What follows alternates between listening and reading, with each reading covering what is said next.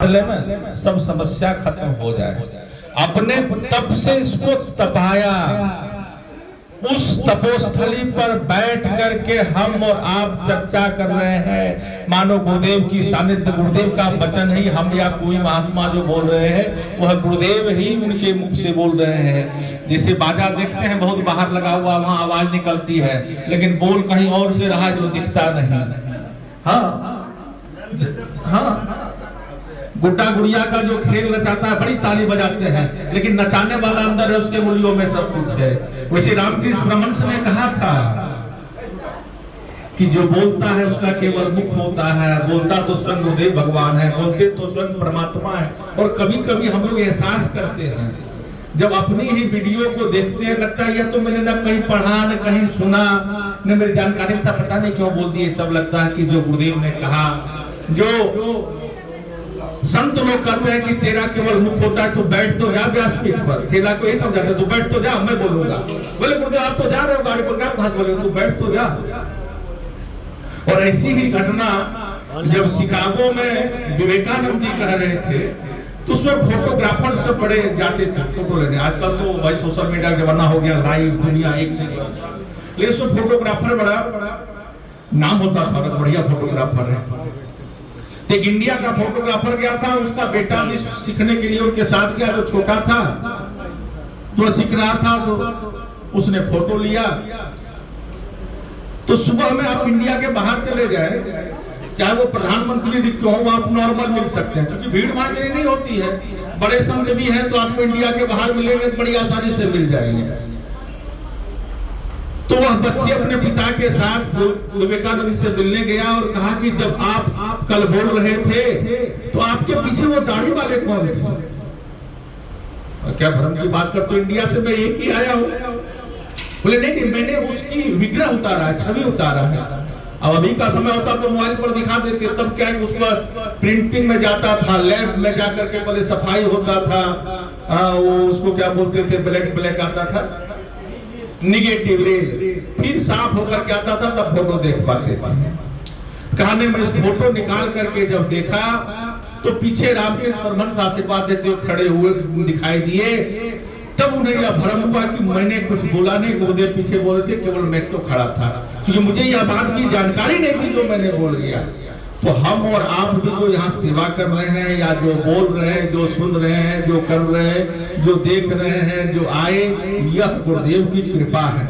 अगर कृपा नहीं होता, कई लोग आने पहले से तैयारी किए, टिकटें कैंसिल हो गया, कोई काम पड़ गया, विवाह पड़ गया, नहीं आ पाए, तो गुरुदेव की कृपा नहीं हो पाई।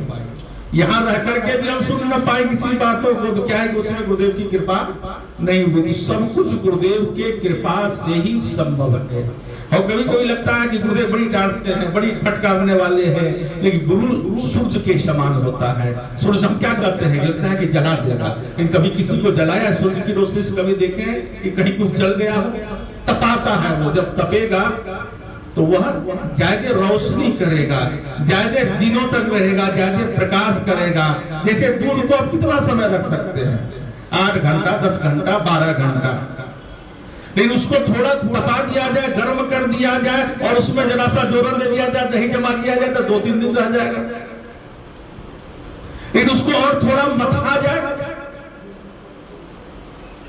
मट्ठा उसका क्रीम निकाला जाए, 10 दिन 15 दिन तक रह जाएगा। फिर उसको थोड़ा और तपा दिया जाए और घी निकाल दिया जाए, तो सालों साल रह जाएगा। वैसे हमारा यह शरीर किसको मथा जाए, फिर तपाया जाए, तो जितना हम तपाएंगे, जितना इस शरीर को मथेंगे, उतनी हमारी ऊर्जा बढ़ेगी, उतनी तप साधना बढ़ेगी, उतना ज्यादा जीवन तक हम प्रयत्न जी पाएंगे, भगवान की सेवा कर पाएंगे, गुरु की सेवा कर पाएंगे।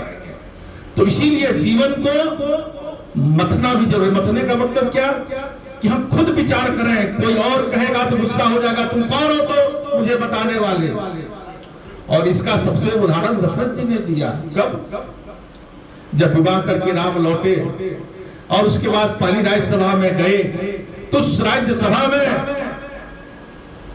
शीशा मंगवाया और शीशा को देखा, चौंकेंगे अब मैं यहाँ आऊं ऑपरेशन करते करते शीशा मंगाओ, तिलक लगाओ, चश्मा चढ़ाने लगो, तो मन में आप यहाँ सामने तो नहीं कहेंगे कि मन में कहेंगे जब यही करना था तो वहीं आश्रम पर करके आए रहते हैं, जब यही सब करना था। लेकिन वह राज्य सभा में आए और शीशा उठा करके देखा तो देखा कि मुकुट थोड़ा टेढ़ा हो गया है, बाल कुछ यहाँ पक गए हैं। तो उसने कहा कि लगता है भगवान कर रहे हैं कि अब भजन को जाओ, क्यों चक्कर में पड़े हुए। और दूसरा उन्होंने कहा कि शीशा खुद ही देखना चाहिए, कोई और दिखाएगा तो झगड़ा हो जाएगा। कोई और कह दे कि बाल तुम्हारा पक गया है, तुम्हें क्या मतलब, तुम्हारा तो ज्यादा पका हुआ है। तो मानव दशरथ जी यही बताना चाहते थे कि शीशा खुद ही देखना चाहिए, माने अपने आप को खुद ही अंदर झांक करके देखिए। मथने का मतलब ये, क्या मैंने पुण्य किया, क्या पाप किया, सही क्या गलत क्या किया। यह कब निर्णय होगा? बाद में। जब गुस्सा आएगा तो निर्णय नहीं हो, गुस्सा में किसी को मार देते हैं, डांट देते हैं, बाद में आवाज होता है गलती मेरी ही थी और मैंने ही डांट दिया।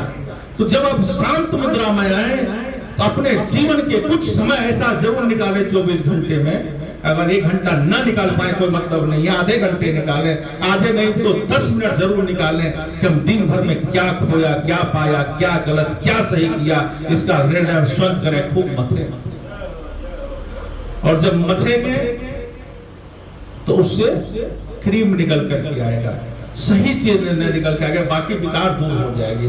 क्योंकि सही काम हम बहुत कम करते हैं, गलत ज्यादा करते हैं। तो मट्ठा जब मारते हैं तो क्रीम बहुत थोड़ा निकलता है, बाकी नीचे ही रह जाता है। वैसे हम में वह निकल करके आएगा। उसके बाद उसको तपाए, कहने का मतलब है कि हम अनुसरण करें कि आज के बाद यह जो विकार है इसको त्याग करें।